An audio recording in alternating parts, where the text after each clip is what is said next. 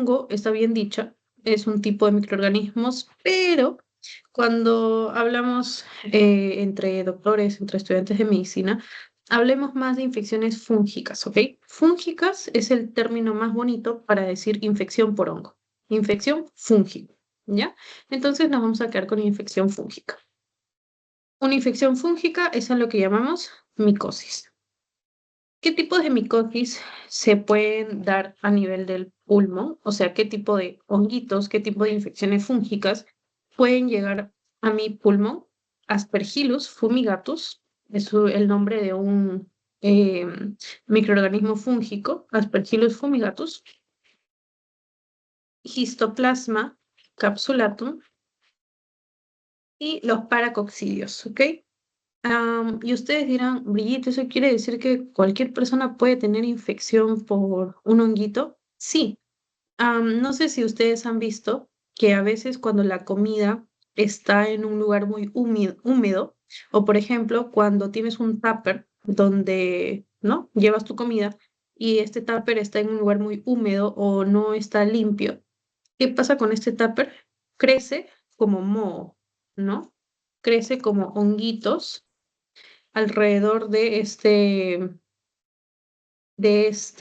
mm, de este material, ¿no? Por ejemplo, acá estamos viendo una naranja que le ha crecido así honguito, ¿no? Y le ha crecido moho alrededor porque probablemente ha estado en un lugar húmedo, en un lugar que no ha estado limpio, en un lugar esto con inadecuada iluminación y eso ha favorecido el crecimiento de los honguitos. Entonces a los honguitos les gusta ese ambiente, la humedad, el ambiente sucio y por supuesto, ¿qué pasaría si un paciente tiene las defensas bajas, o sea, tiene inmunosupresión, o sea, su sistema inmune está debilitado? Entonces ahí los honguitos van a aprovechar en crecer. ¿Ok? Entonces ahí se va a desarrollar una infección fúngica. Por eso es que estas infecciones no las vamos a ver pues en una persona completamente sana, como lo puede ser una persona, no sé, de 20 años, que está sana, no sé, que trabaja, estudia y está en un lugar súper pulcro. En esas personas no lo vamos a ver. Esas infecciones fúngicas las vamos a ver en personas inmunosuprimidas o en personas que ya tengan una infección a nivel del pulmón. O sea, que ese pulmón ya esté todo sucio, ya esté todo maltratado y por lo tanto favorece la presencia o el crecimiento de este honguito, así como estamos viendo acá, ¿no? En la comida, en los alimentos. Hay algo, chicos, que les quiero decir ahorita también, que es una pregunta que frecuentemente la hacen en el hospital, que es, ¿cuál es la infección más probable en un paciente que porta sonda nasogástrica? Quédense con esta imagen de la mandarina, ¿ok? Mejor no la quito, mejor lo duplico esto. Eh, bueno, ustedes ya están en medicina 2, ya pronto van a llegar a cirugía, yo ya llevé cirugía, donde te enseñan acerca de la sonda nasogástrica. La sonda nasogástrica es básicamente una sonda, como dice su nombre, o sea, es un tubo a través del cual uno puede introducir alimentos a través de esta sonda y que estos alimentos lleguen al estómago del paciente, ¿no? La sonda es un tubito que llega al estómago, si yo paso alimento a través de este tubito, ese alimento va a llegar al estómago. Por lo tanto, ¿en qué personas se coloca esta sonda nasogástrica? En personas, por ejemplo, que por algún motivo no puedan deglutir los alimentos, ¿no? Por ejemplo, que tengan un trastorno a nivel del esófago o tengan algún cáncer a nivel de la boca, del esófago, que no les permita deglutir, ingerir bien los alimentos, ¿no? Son casos seleccionados. Cuando ustedes lleven cirugía, les van a enseñar justamente cómo colocar una sonda nasogástrica, cómo retirarla. Es muy, muy bonito. Em, pero, ¿recuerdan esta mandarina? Que estaba toda sucia, estaba toda húmeda. ¿Y qué pasó? Creció honguito. Ya pues, mira esta sonda. Es material, la verdad no sé qué material es exactamente, pero imaginemos que es plástico. Que lo más probable es que sea plastiquito. O debe tener un material especial, no sé. La cuestión es que esta sonda, si está más de 7 días en el cuerpo de la persona, ¿qué puede crecer ahí? Si es una sonda que ya va a haber pasado mucho alimento todos los días, desayuno, almuerzo, cena, no sé, esta sonda que ya está en un ambiente sucio, ¿qué puede crecer ahí? Honguito. Entonces, ¿cuál es una complicación muy frecuente de un paciente que tiene una sonda nasogástrica por mucho tiempo? O sea, un uso prolongado de la sonda nasogástrica tiene riesgo de que crezcan infecciones fúngicas. A eso se le conoce como micosis. Particularmente esa micosis se puede ir hacia la sangre, a lo que se le conoce como fungemia. Hemia quiere decir sangre. Y el medicamento que se da para una fungemia provocada por el uso prolongado de sonda nasogástrica, porque ahí comenzaron a crecer honguitos, se llama el medicamento caspofungina.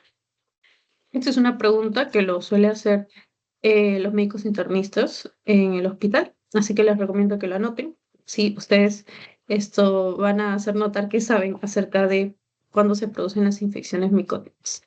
Entonces, quiero saber, chicos, si hasta ahí me han entendido el contexto de las infecciones micóticas pulmonares. Pueden reaccionar o pueden poner un emoticón al chat.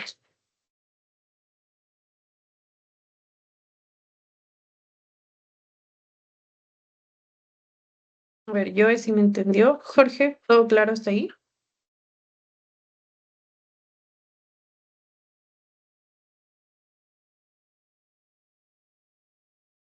Puedes prender tu micro o puedes poner un emoticón.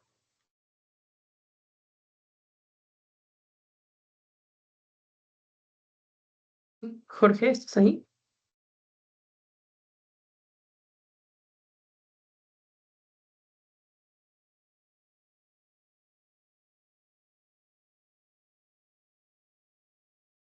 Bueno, vamos a continuar.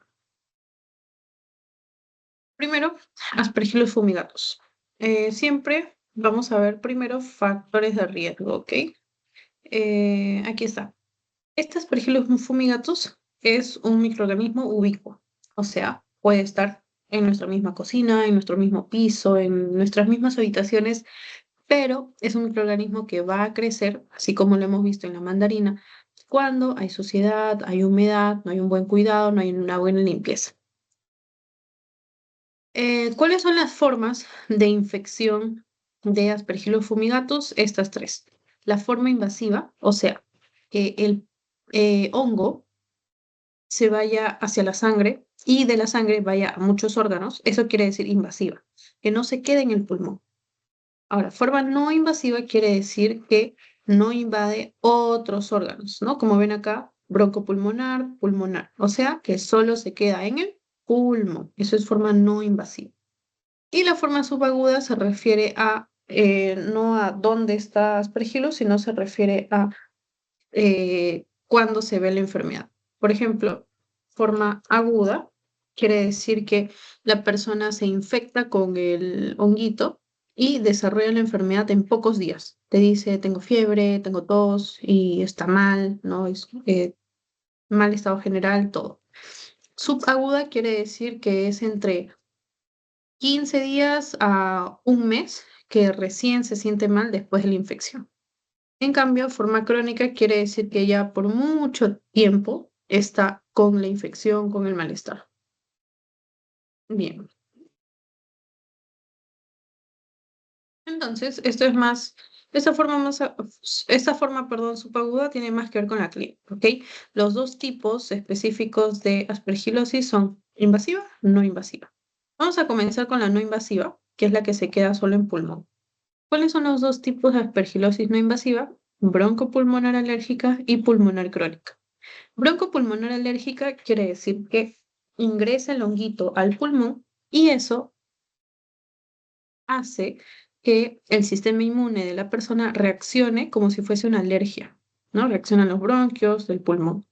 En cambio, pulmonar crónica quiere decir que Aspergillus va a formar su casita ahí en el pulmón, va a formar una cavidad en el pulmón que es su casa. Lo vamos a ver en un momento. Entonces, ¿qué es la forma no invasiva? Broncopulmonar alérgica es una hipersensibilidad. Hipersensibilidad es la alergia. Ustedes habrán escuchado hablar del asma, habrán escuchado hablar de la rinitis alérgica. ¿Qué son esas? Son alergias. ¿ok? ¿Qué es una alergia? Es cuando el sistema inmune innato, específicamente los mastocitos, reaccionan a un alérgeno. Por ejemplo, el polen. El polen es una sustancia que a muchos no les causa ninguna reacción, pero a algunas personas sí les causa una reacción. Esa reacción, que no es normal por una sustancia que no debería ser dañina, se llama reacción alérgica. ¿Y cómo se llama esa sustancia que genera de manera un tanto extraordinaria una reacción? Se llama alergia, ¿ya? A la sustancia que genera esa reacción. ¿Qué es parte de mi sistema inmune genera esa reacción alérgica? Los mastocitos. ¿Qué inmunoglobulina está involucrada en esa reacción alérgica? La inmunoglobulina E. ¿Ya? Entonces, eso es una alergia. Y en este caso, la forma broncopulmonar alérgica es una reacción alérgica, ¿no? Hacia la presencia de aspergillus fumigatus. Entonces, obviamente, si es una reacción alérgica, imagínate tener una alergia al polen, por ejemplo, y que además tengas una infección por Aspergillus fumigatus de la forma broncopulmonar alérgica. O sea, vas a tener dos alergias al mismo tiempo. Por lo tanto, ese sería pues, un cuadro alérgico muy pronunciado o grave, ¿no? Entonces, por eso dice acá en la clínica que si yo tengo una reacción broncopulmonar alérgica a Aspergillus fumigatus, voy a empeorar mis síntomas de reacciones como el asma, el EPOC, entre otras, ¿no? Ya. Ahora, respecto a la forma broncopulmonar crónica, que es justamente tengo un casito ahorita en el hospital de esa forma. Como les decía, básicamente pulmonar crónica es porque la persona va a estar con aspergilosis en su pulmón muchos años. Por lo tanto, Aspergillus fumigatus va a formar tu casita.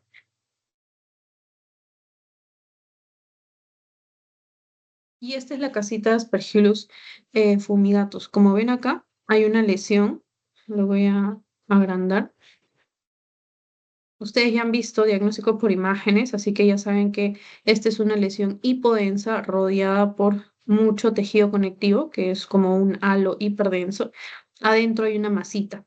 Entonces, este círculo grande, hipodenso, es la casa del Aspergillus, ¿no? Es la casa que Aspergillus ha formado ahí en el pulmón. Por lo tanto, como ya vive ahí mucho tiempo, es algo crónico, forma pulmonar crónica. ¿Y cuáles son los factores de riesgo para que el hongo se quede viviendo en tu pulmón?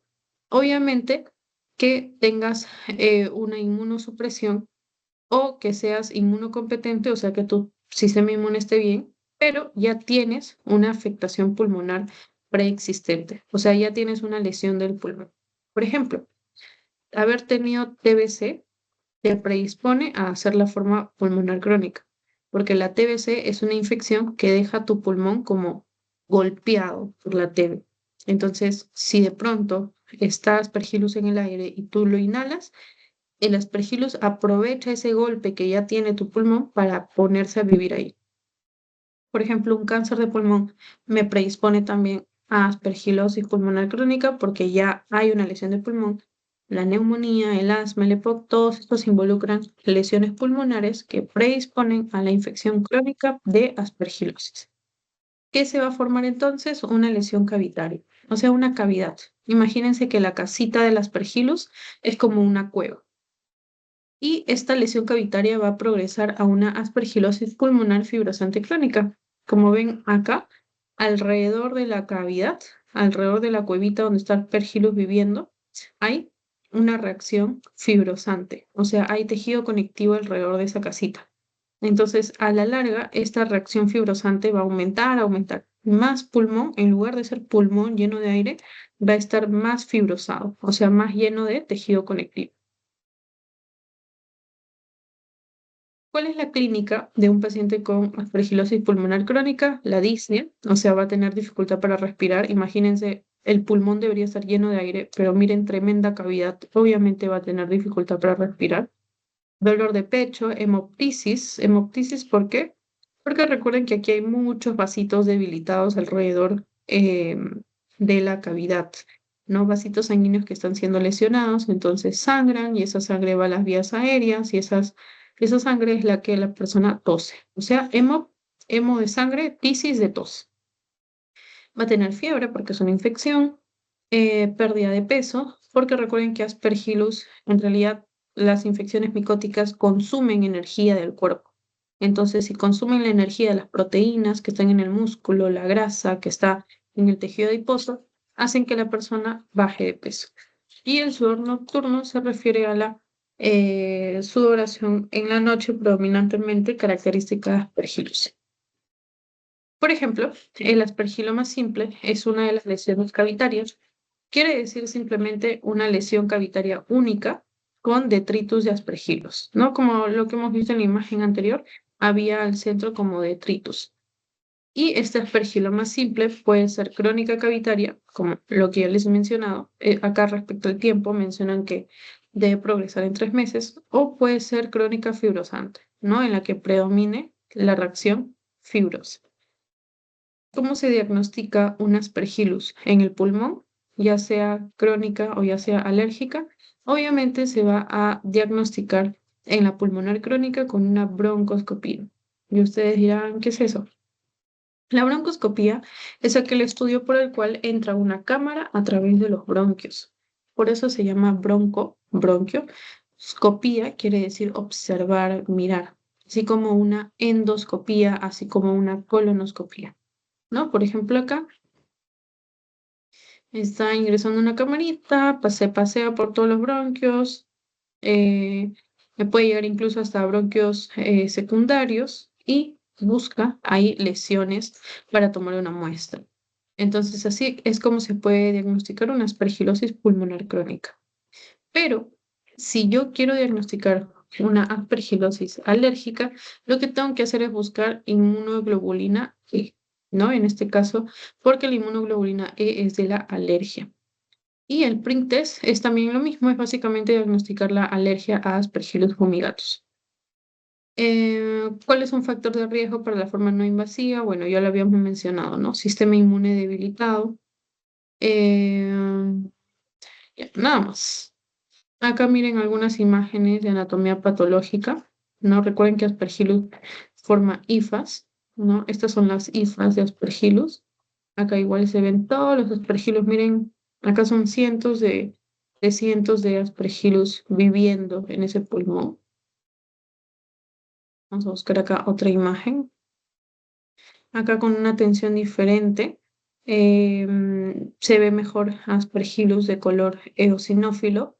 Se ven acá los leucocitos, ¿no? Estas células de color celestito son leucocitos, me parece. Acá vemos a fibras colágenas, ¿no? Probablemente la reacción fibrosante, la reacción inflamatoria. Acá, uy, nuevamente, ¿no? Vemos a aspergillus con diferentes tinciones. Y acá vamos a ver la tremenda cavidad, el tremendo orificio uy, que genera aspergilosis, ¿no? Miren, es un huequito en el pulmón. Y ahí se deposita el aspergillus para vivir. ¿Cuál es el tratamiento para infección por aspergillus? Antifúngicos, específicamente para aspergilosis se da voriconazol y corticoides para bajar la respuesta inflamatoria, ¿no? Para bajar la fibrosis. Entonces, terminando con la forma no invasiva, vamos a ir a la forma invasiva, o sea, a la forma de aspergillus que se va a diferentes órganos. Y aquí el factor de riesgo más importante es la inmunosupresión, aunque el paciente tenga su sistema inmune bajo. Por lo tanto, los policías de mi sistema inmune no van a atrapar, no van a arrestar aspergillus cuando esté solo en el pulmón, sino que aspergillus va a ser de las suyas y se va a ir a otros órganos. ¿Cómo sería el diagnóstico? Sería con imágenes, ¿no? Además de ver la imagen de aspergillus en el pulmón, se puede encontrar en diferentes órganos, incluso en el riñón. Muy bien. Entonces, ahora vamos a ir con histoplasma capsulatum. Luego vamos a hacer algunas preguntas, tanto de aspergillus como histoplasma, no se preocupen. ¿Dónde se encuentra histoplasma capsulatum? En la caverna de las lechuzas. Histoplasma capsulatum. Vamos a buscar.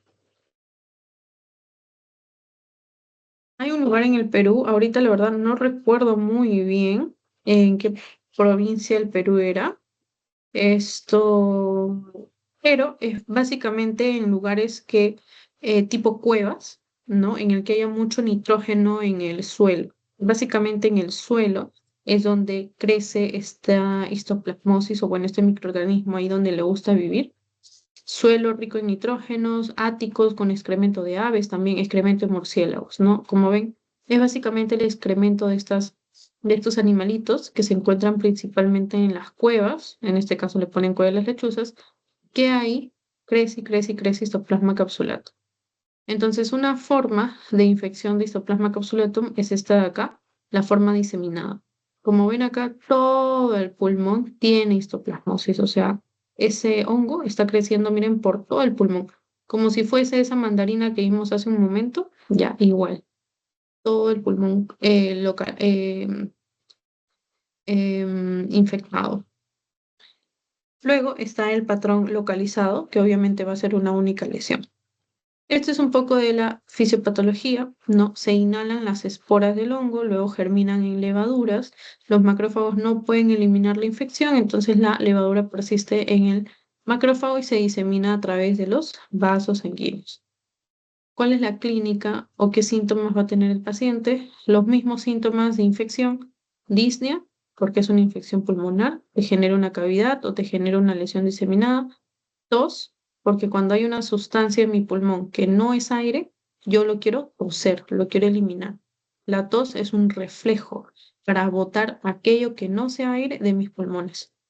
Escalofríos y fiebre por la infección. Puede ser asintomática o autolimitada en muchos de los casos. Como les digo, si una persona, ahí dónde está,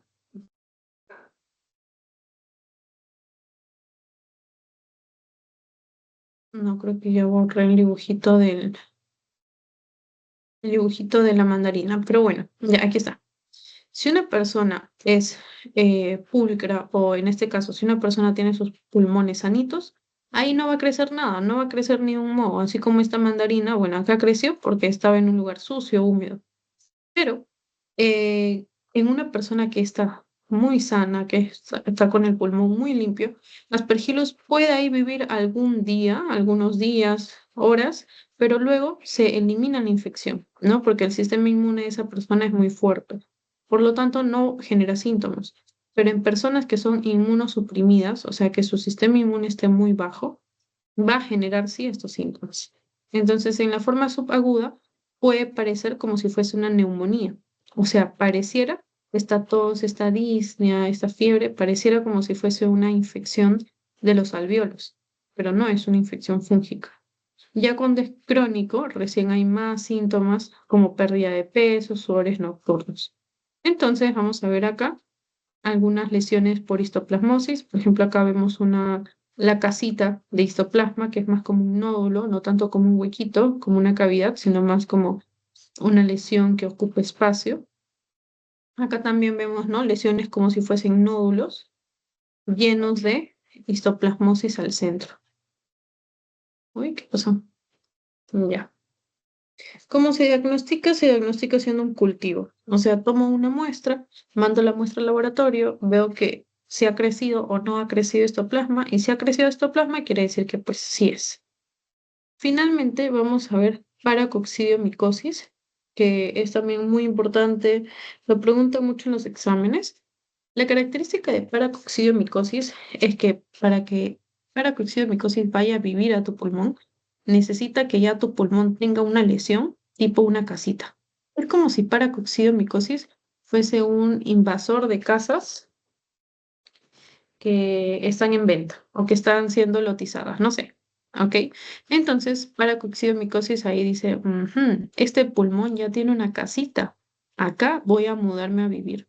Eso hace paracoccidiomicosis. ¿Y cuáles son esas casitas de enfermedades a las que se muda este paracoccidio?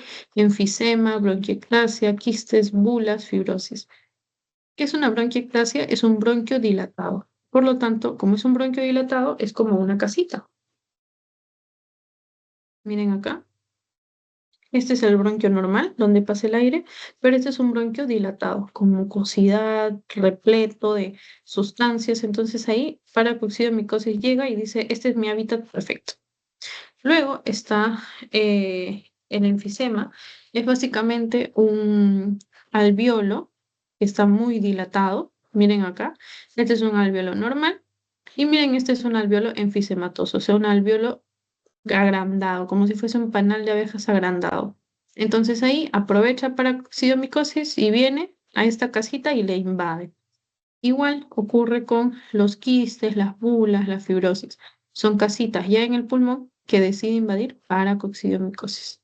¿Qué formas hay? La forma mucocutánea ganglionar visceral, que es una forma en la cual se afectan los pulmones, se afectan los ganglios y se afecta las mucosas, principalmente la mucosa oral, o sea, la boca.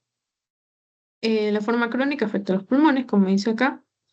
Acá vemos la lesión por paracocciomicosis, es una lesión diseminada. Vemos esto en una radiografía de tórax. Muy bien, chicos. Respecto a paracocciomicosis, no tengo una imagen de patología, pero sí me interesa que sepan lo siguiente.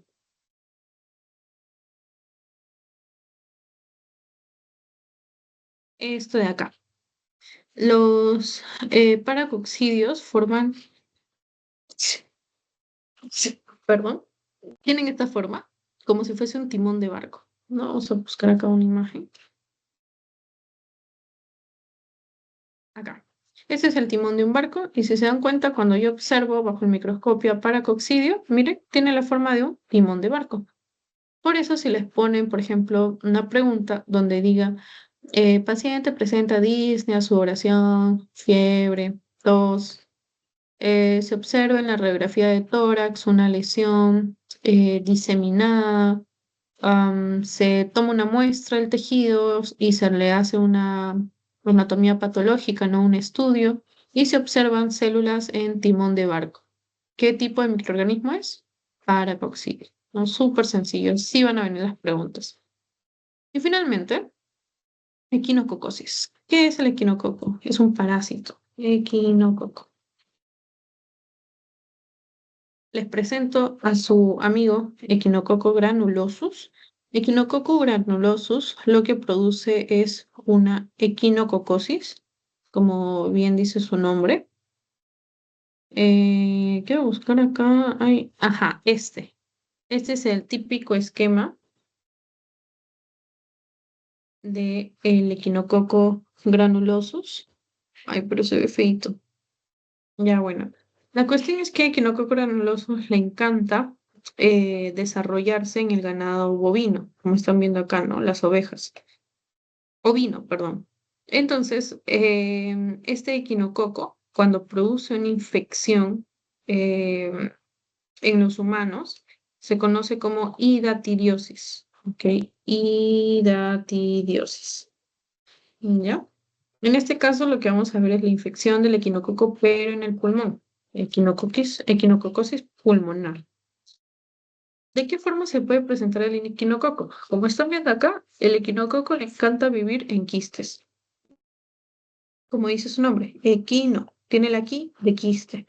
El quiste es el hábitat del equinococosis. ¿Qué quiste puede ser? Puede ser solo una casita, o sea, un quiste simple, solo uno, o puede ser un quiste complicado, o sea, puede ser, imagínense, una casa con 3 pisos, con azotea, todo, ¿ya? Un quiste simple entonces es simplemente un quiste, una formación redonda, pero un quiste complicado es aquel quiste que ya se rompe, es aquel quiste que se va a otras partes del pulmón. Vamos a poner acá unas imágenes. Ay, miren esta imagen, qué bonita. Esta es una hidatidosis, pero no es una hidatidosis del pulmón, es una hidatidosis del hígado. Como están viendo acá, este es el hígado. Esto que ven como de color como chocolatado, ¿ok? Es el hígado. Y miren, dentro del hígado había esto de acá, como una masa, y se ha roto esa masa. Y lo que estamos viendo es que hay líquido dentro de esa masa. Ya, esta cápsula que había dentro, ¿no? Eso es un quiste hidatídico. Y dentro del quiste hidatídico hay líquido. Ese líquido, chicos, del quiste es pero lo peor que puede existir porque ese quiste es altamente alérgico. Se rompe ese quiste y ese líquido del quiste ataca a todos los órganos que hay alrededor y realmente los lesiona como no tienen idea. Es un, es un quiste que realmente es letal. Miren, acá por ejemplo ven la capita de los quistes, es como si fuese la cascarita del huevo, ¿no? Yo tengo la cáscara de huevo y adentro tengo el huevito. Por lo tanto, la cáscara es a lo que llamamos la cápsula del quiste, ¿no? En conjunto se llama quiste porque tiene una formación circular, se llama quiste porque adentro tiene líquido y la pared, como ven, es delgadita. Entonces se rompe la pared y todo el líquido sale. Ya. Entonces, como ven acá, el quiste simple es un quiste que no va a generar más daño. Es un quiste que incluso se puede inactivar, o sea, se puede calcificar. Y ustedes dirán, ¿y qué es eso? ¿Cómo que se calcifica? Ya, llévense esto para toda su vida. Cuando hay una lesión por mucho tiempo en nuestro cuerpo, esa lesión va a comenzar a ganar calcio. O sea, es como si, ¿cómo le explico? Ya sé, como cuando uno tiene eh, no, carne. Imagínense ustedes que tienen carne, ¿no? En su casa, pero esa carne que quieren comer, obviamente, lo van a preparar un rico anticucho. Esa carne no la van a usar ahorita, la van a usar, no sé, en una semana. Entonces, ¿qué hacen? Colocan la carne en el congelador para que ahí se conserve, ¿no? Yo sé que en el congelador se va a conservar y ahí lo voy a tener como para dentro de 2 semanas. ¿Ahorita lo estoy utilizando mientras está en el congelador? No. Al estar en el congelador, nadie lo usa, nada lo toca, ahí se queda como inactivo. Ya, igual, chicos, cuando hay una sustancia en nuestro cuerpo que por mucho tiempo va a estar inactiva, el congelador en el que se le coloca es un congelador rico en calcio. Por eso se dice que aquellas estructuras o aquellas lesiones o aquellos microorganismos, en este caso un parásito cuyo quiste está en el pulmón, pero ese quiste está como inactivo, o sea, solo quiere quedarse, vivir ahí, es como si hibernara, o sea, como si se inactivara. Entonces ese quiste se va a calcificar, o sea, se va a llenar de calcio. Quiero mostrarles una imagen, pero no encuentro una imagen de un quiste calcificado.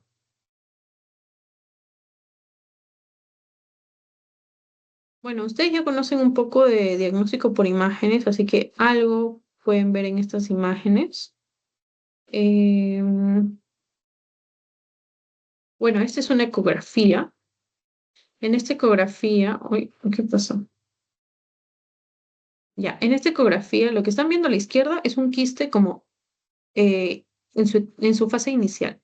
O sea, acá alrededor está la cascarita, no es como un circulito, y al centro full, puro líquido. Este es un tipo de quiste, es el quiste multivesicular, donde adentro hay varias bolitas, varios circulitos, o sea, es multivesículos. Luego están viendo acá un quiste que la pared se ha invaginado, o sea, una membrana de la pared delgadita, se ha metido, se ha desprendido de la pared y se ha metido. Esa es una membrana desprendida, como dice su nombre. Luego hay un quiste en el que hay como contenido heterogéneo, ¿no? Como muy eh, inespecífico, pero acá estamos viendo un quiste que se ha calcificado, o sea, un quiste lleno de calcio. Todo lo que está blanquito, eso es calcio. Ya es un quiste que ya va a estar inactivo, o sea, prácticamente ya el bicho ya ahí se quedó para siempre, ya no va a despertar, ¿ya?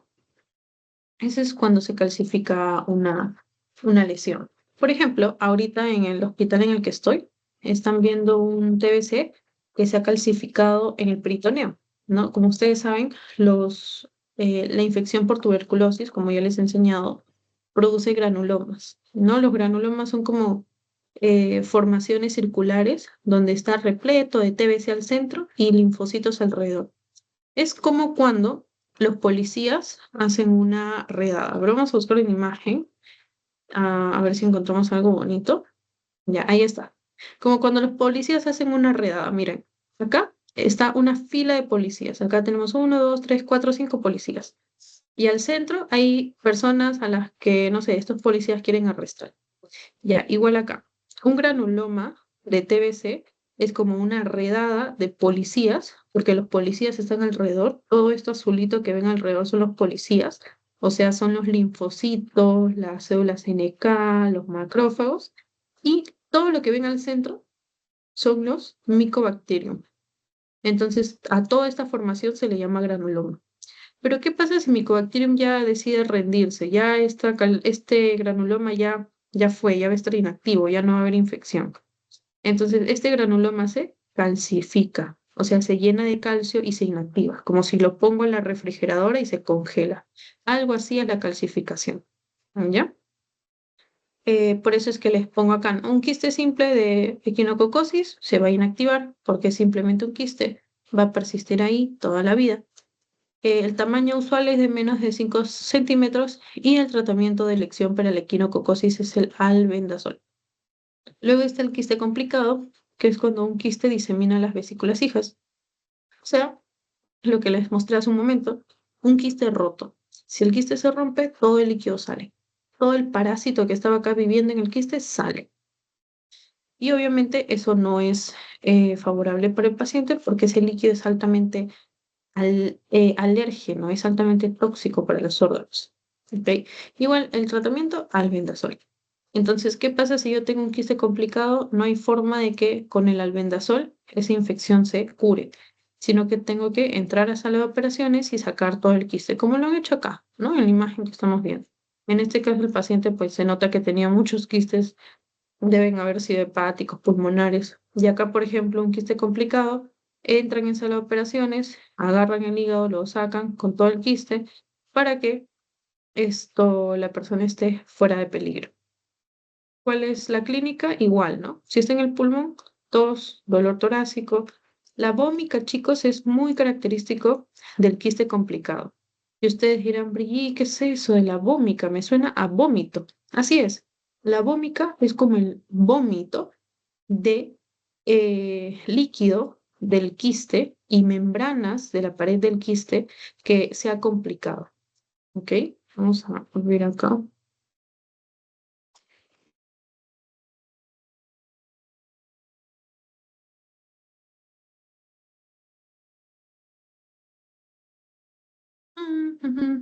Ya miren, por ejemplo acá están viendo parte de un quiste multivesicular, ¿no? Veo que tiene múltiples globitos, múltiples quistes pequeñitos.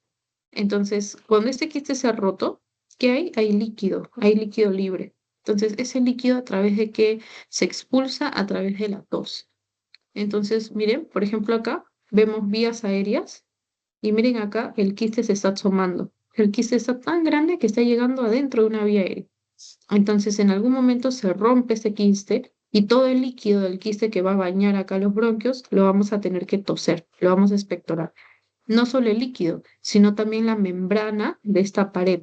No esa membrana como hialina, como color blanquecina, la vamos a expulsar a través de la boca. Entonces, esa es la vómita, es la expulsión, es em, de la membrana del quiste hidatídico y el líquido, obviamente, del quiste hidatídico. Ya. Chicos, muy bien, hasta ahí, ¿tienen alguna duda?